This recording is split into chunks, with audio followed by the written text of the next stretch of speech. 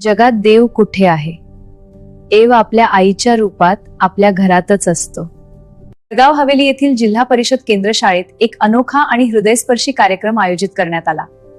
विद्यार्थ्यांमधला ये त्या पायावर फुले आदळली, आईला आरतीने ओवाळी केला. विद्यार्थ्यांनी आईचे पाय धुतले, पायांवर फुले अर्पण केली, आरतीने ओवाळले, पायावर डोके ठेवून आशीर्वाद घेतला. आपण शाळेत शिक्षकांकडून शिक्षण घेतो, पण आयुष्याचे पहिले शिक्षण आपल्याला आईच देते.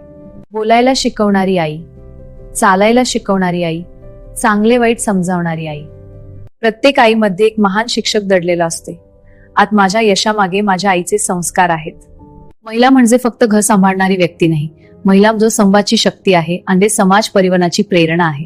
महिला म्हणजे संस्कारांची शाळा व कुटुंबाची शक्ती आहे.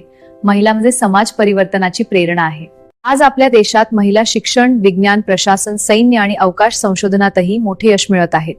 पण प्रत्येकाने महिलांचा सन्मान करणे, आईचा आदर करणे, तिच्या त्यागाची कदर करणे ही आपली जबाबदारी आहे. आज आपण एक संकल्प करूया, आईचा आदर करूया, तिचे आभार मानूया. आईचा सन्मान मानवतेचा सन्मान आहे. जेडपी शाळा वडगाव हवेली शाळेत महिला दिन झाला. कार्यक्रमाच्या अध्यक्षस्थानी माजी जिल्हा परिषद सदस्य सौ विद्याताई जगदीश जगताप या होत्या.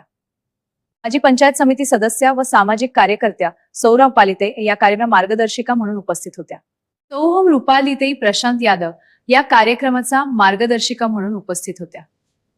रुपालिताई म्हणाल्या, प्रत्येक शिक्षकात एक आई व प्रत्येक आईत एक शिक्षक हवा. खरं तर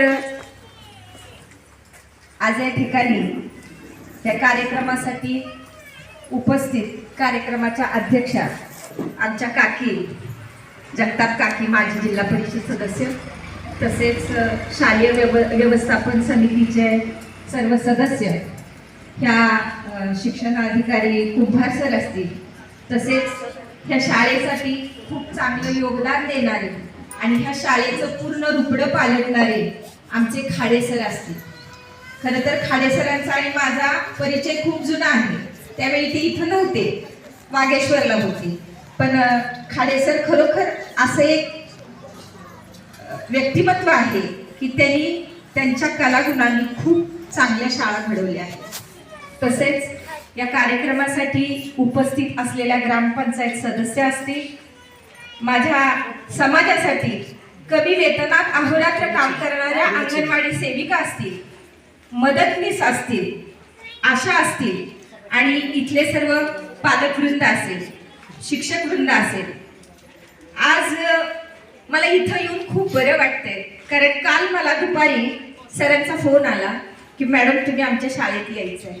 खरं तर माझ्यासाठी ही खूप खूप सुखद गोष्ट होती की मला माझ्या माहेरचं बोलवलं येतंय, मला माझ्या माहेरच्या शाळेत जायचंय, ज्या शाळेत मी 2-3 वर्ष शिकलेली आहे.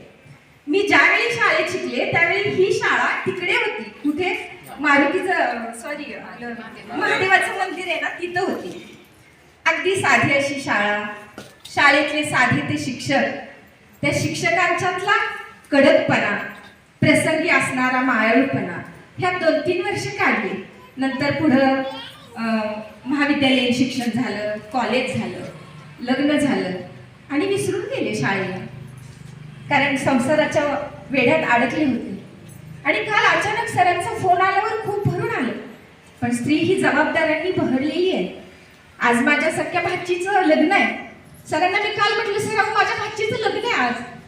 पण एका बाजूला माझी शाळा मला बोलवत होती, माझ्या जुन्या आठवणी मला बोलवत होत्या की त्या शाळेत 5वी ते 7वी मी शिक्षण घेतलेलं आहे आणि अतिशय चांगल्या पद्धतीची जिल्हा परिषद शाळा होती. आणि इथं आल्यावर मला खूप बरं वाटलं, इतकं शाळेचं रुपडं पालटले की मला वाटलंच नाही की ही माझी जिल्हा परिषद शाळा आहे.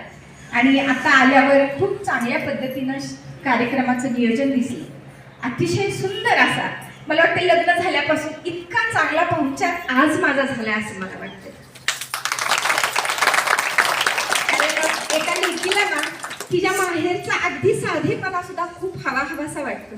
अनेक ठिकाणी जाते, अनेक ठिकाणी बोलवतात, पण ती फॉर्मॅलिटी असते. पण आजचं जे आहे ना ते इथून आहे, हा जिव्हाळा आहे माहेरचा. त्यामुळे मी खूप भरून पावले आज. अतिशय चांगल्या पद्धतीने आमचं स्वागत झालं आणि आता मातृपूजन बघितलं. खरं तर प्रत्येक व्यक्तीला आई आपली मातृदेवो पितृदेवो आपण म्हणतो. जेवढे आई आणि वडील महत्वाचे असतात तितकाच शिक्षक सुद्धा महत्वाचा असतो. मी तर म्हणेन शिक्षक हे जीवनरूपी बगीच्याची माळी आहे आणि ते आपल्या ज्ञानाने ती बाग फुलवतात. आणि ही खूप सुंदर अशी फुललेली वडगावची बाग बघून खूप बरे वाटले. शिक्षकानं दिलेली एखाद्या एज्युकेशन एनर्जी महेश लोखंडे चॅनलला लाईक करा, शेअर करा, सबस्क्राईब करा, कमेंट करा.